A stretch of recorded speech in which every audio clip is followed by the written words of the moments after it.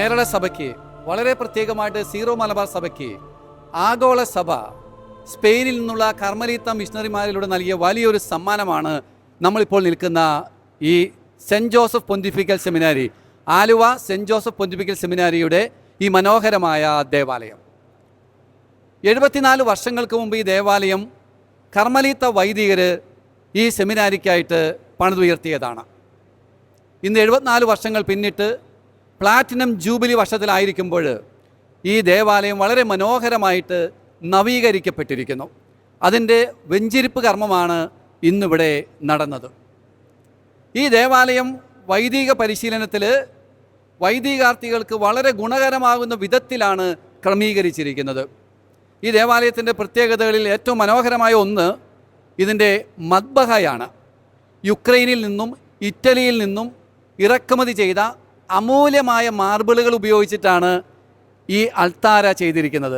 അവിടെ നിങ്ങൾ കാണുന്ന ആ സിംഹാസനത്തിൻ്റെ പച്ച നിറത്തിലുള്ള തൂണുകൾ ശുദ്ധമായ മരതക കല്ലുകൾ കൊണ്ട് നിർമ്മിച്ചതാണ്. അതുകൂടാതെ ഈ ദേവാലയത്തിന് മറ്റൊരു മനോഹരമായ ദൃശ്യമെന്ന് പറയുന്നത് വിശുദ്ധ ഔസേപ്പിതാവിൻ്റെ രൂപമാണ്. സെമിനാരി വിദ്യാർത്ഥികൾക്ക് ദൈവവിളി വിവേചിച്ചറിയുവാനും സഭയെ സ്നേഹിക്കുവാനും സഭയെ സ്നേഹിച്ചു വളരുവാനും വലിയ പ്രചോദനം നൽകുകയും മാധ്യസ്ഥം നൽകുകയും ചെയ്യുന്ന ഒരു പ്രതിഷ്ഠയാണ് വിശുദ്ധ ഔസേപ്പിതാവിൻ്റേത്. അതുകൂടാതെ നിങ്ങൾ മുകളിൽ കാണുന്ന അന്ത്യ അത്താഴത്തിൻ്റെ ചിത്രം ഇറ്റാലിയൻ ചിത്രകാരനായ മാരിയോ ബർബരീസ് വരച്ചതാണ്. അത് കൂട്ടായ്മയുടെ അടയാളമായ വിശുദ്ധ കുർബാന ജീവിക്കാനും അത് അർപ്പിക്കാനും വൈദികാർത്ഥികളെ പ്രചോദിപ്പിക്കുന്നു. ഈ മദ്ബഹയുടെ ഏറ്റവും മുകളിൽ കാണുന്ന സ്റ്റെയിൻഡ് ഗ്ലാസ് ചിത്രം ഈശോ തിരുപ്പട്ടം നൽകുന്ന ചിത്രമാണ്. അതിലൂടെ സൂര്യപ്രകാശം വരുമ്പോൾ ഈ പുരോഹിതാർത്ഥികളുടെ മനസ്സിലുള്ള പൗരോഹിത്യ സ്വപ്നം പ്രകാശിതമാകുന്നതാണ് ഇവിടുത്തെ അനുഭവം. അതുകൂടാതെ ഈ ദേവാലയത്തിൽ ഇരുവശങ്ങളിലുമായിട്ട് 21 സ്റ്റെയിൻഡ് ഗ്ലാസ് ചിത്രങ്ങളുണ്ട്. അതിൽ 12 അപ്പോസ്തലന്മാരുടെയും വൈദികാർത്ഥികളുടെ പരിശീലനവുമായി ബന്ധപ്പെട്ട 4 പ്രധാനപ്പെട്ട വിശുദ്ധരുടെയും ചിത്രങ്ങളാണ് പതിപ്പിച്ചിരിക്കുന്നത്. അതിലൂടെയുള്ള വിശുദ്ധിയുടെ വീജികൾ ഈ വൈദികാർത്ഥികളെ ആത്മീയമായ തേജസ്സിലേക്ക് നയിക്കുന്നു. അതുകൂടാതെ തന്നെ ഈ ദേവാലയത്തിൻ്റെ വലിയൊരു പ്രത്യേകത എന്ന് പറയുന്നത് ഇതിൻ്റെ മുകൾ ഭാഗമാണ്. ഇതിൻ്റെ മുകൾ നിങ്ങൾ കണ്ടാലറിയാം, ഗോത്തിക് സ്റ്റൈലിലാണ് ഈ കെട്ടിടം പണിതിരിക്കുന്നത് തന്നെ. ഉന്നതമായ ഈ ആർച്ചുകളും കമാനങ്ങളും ശരിക്കും മനുഷ്യ മനസ്സിനെ തന്നെ ദൈവത്തിലേക്ക്, ഉന്നതങ്ങളിലേക്ക് നയിക്കാനായിട്ട് പ്രചോദിപ്പിക്കുന്നതാണ്. അങ്ങനെ പല പ്രത്യേകതകൾ കൊണ്ടും ഈ ദേവാലയം വളരെ അനന്യമാണ്.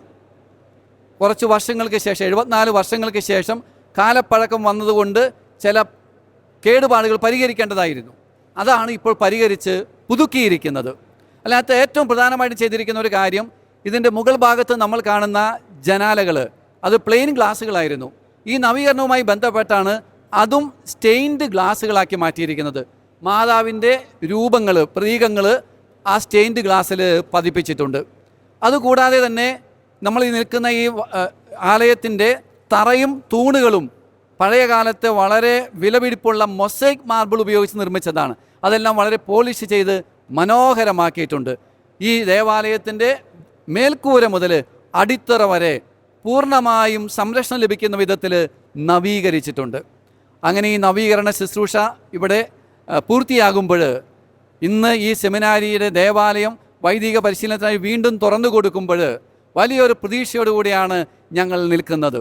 ഒത്തിരിയേറെ വൈദികർക്കും വൈദിക വിദ്യാർത്ഥികൾക്കും ഈ ആലയം വലിയ പ്രേക്ഷിത തീഷ്ണതയുടെ, വിശാലമായ കാഴ്ചപ്പാടിൻ്റെ, സത്യത്തിൻ്റെയും നീതിയുടെയും ജീവിതത്തിൻ്റെ ഉറവിടമായി മാറട്ടെ എന്നാണ് ഞങ്ങളുടെ പ്രാർത്ഥന.